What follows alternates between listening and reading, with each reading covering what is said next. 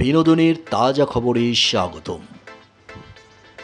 গম্ভীর ঝাঁঝালো কণ্ঠ, রহস্য ভরা চোখের চাহনি, বৈচিত্র্যময় অভিব্যক্তি আর নিজের অভিনয় দিয়ে দর্শকদের মাঝে টান টান উত্তেজনা ছড়িয়ে দেওয়ার ক্ষমতা ঢালিউডে একজনেরই ছিল। তিনি আর কেউ নন, ঢাকাই সিনেমার একসময়ের পর্দার আতঙ্ক, খল অভিনেতা রাজীব, যার আসল নাম ওয়াসিমুল বারী রাজীব।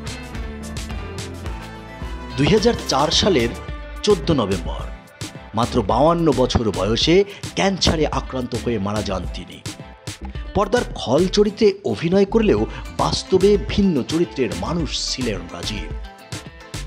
তিনি 4 বার জাতীয় চলচ্চিত্র পুরস্কার পেয়েছিলেন।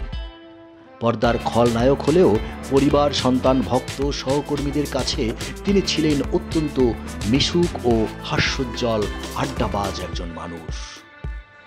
রাজীবের সন্তানরা এখন কেউই ঢালিউডের সঙ্গে যুক্ত নন, তবে গণমাধ্যমের এক সাক্ষাৎকারে এই অভিনেতার ছেলে বলেছিলেন, বাবা চলচ্চিত্র নিয়ে বাসায় কখনো কথা বলতেন না।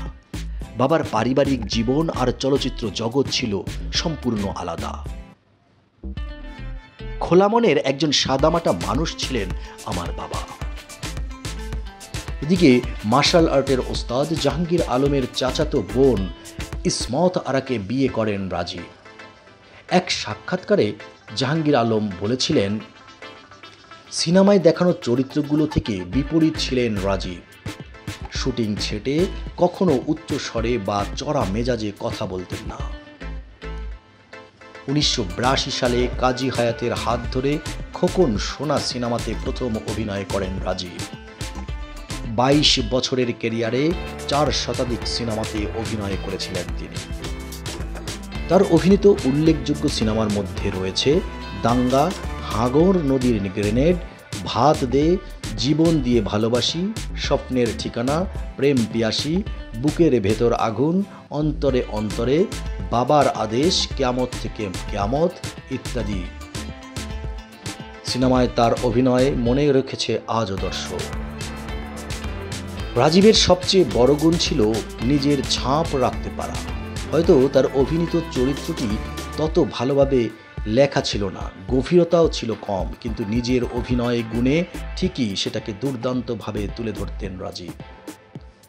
আক্ষেপ, 52 বছর বয়সেই না ফেরার দেশে চলে যান তিনি।